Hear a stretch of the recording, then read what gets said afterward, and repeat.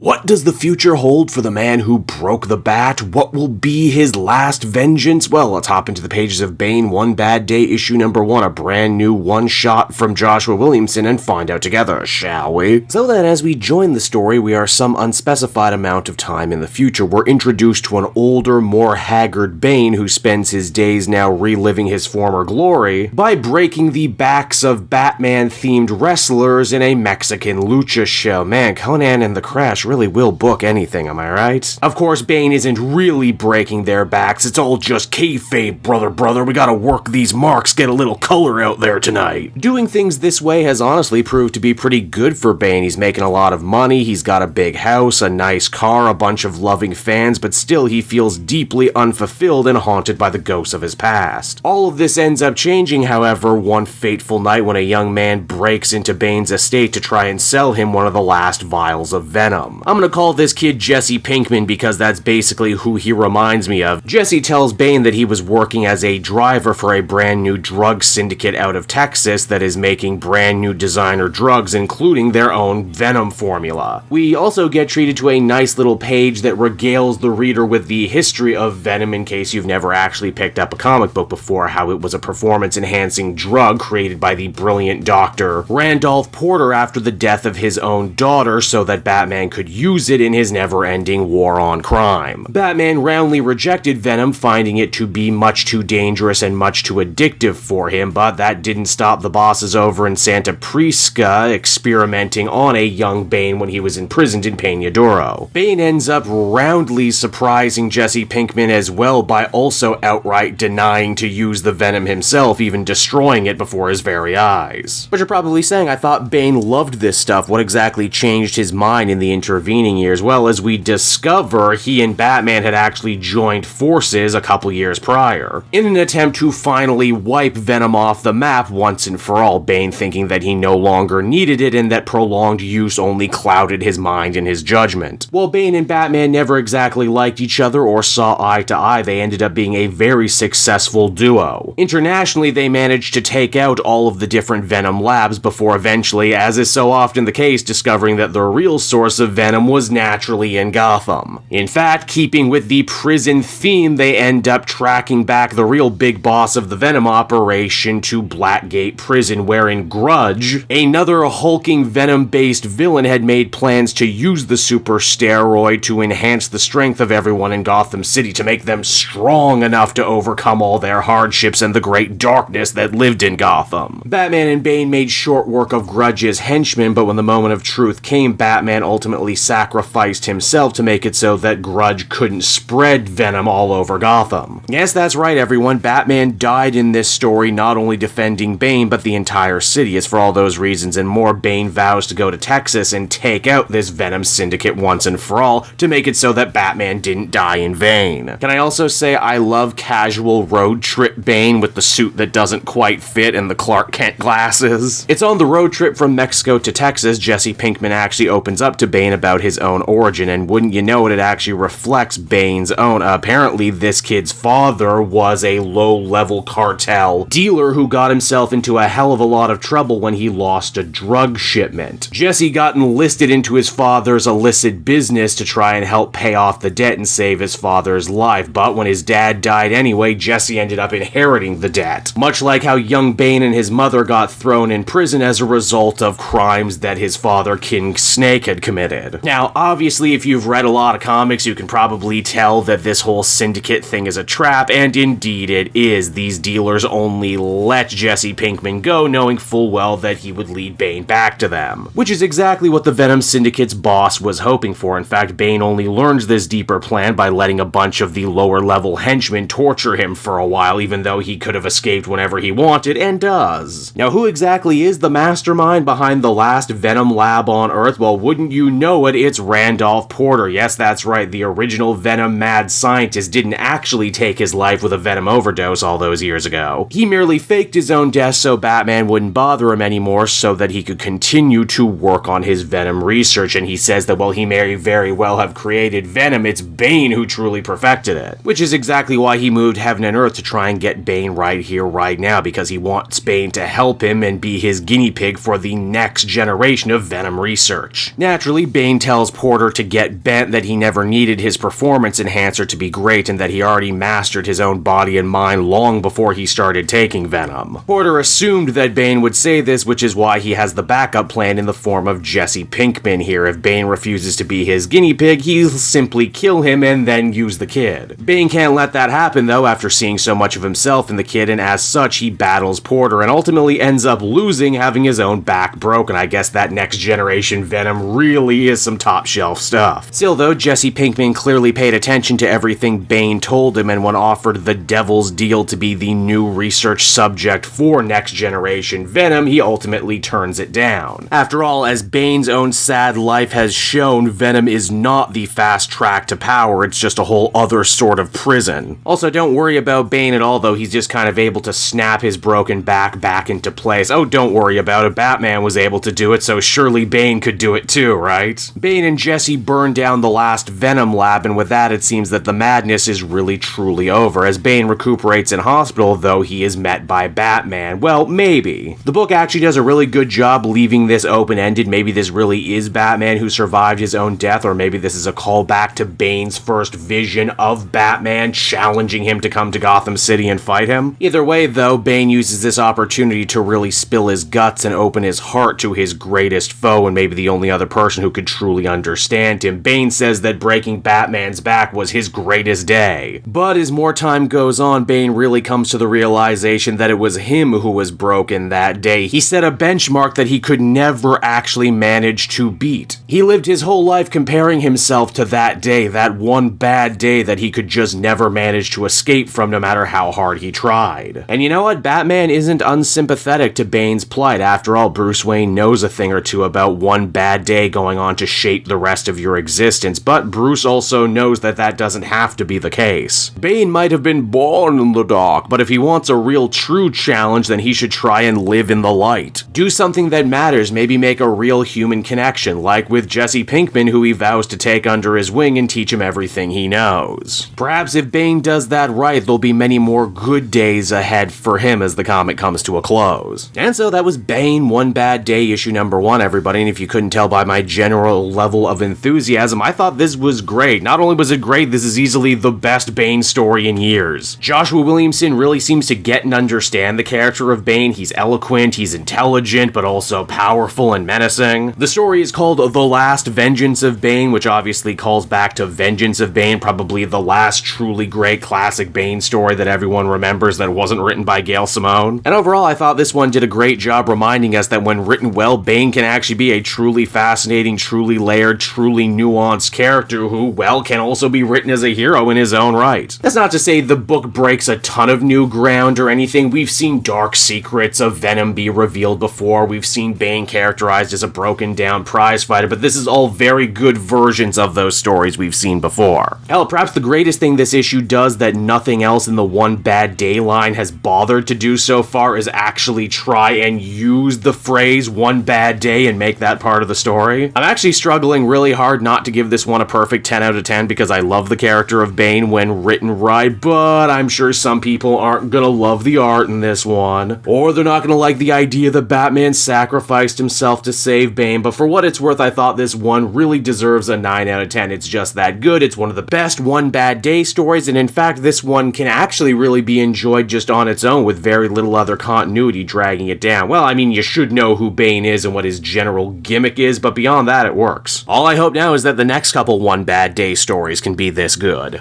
Hey there everyone, Cape Joel again, and I want to thank you so much for watching to the end of the video. As always, if you liked what you see, be sure to like, subscribe, comment. It really helps drive engagement and helps me out too. Also, if you are a patron, which you can become for as little as $1 a month, you will get exclusive content that no one else can ever see, and you'll get to see the Comic Multiverse podcast before anyone else too. You can check out all this and more down in the description. And until next time everyone, this has been Cape Joel, and I'll see you all next time. Cheers.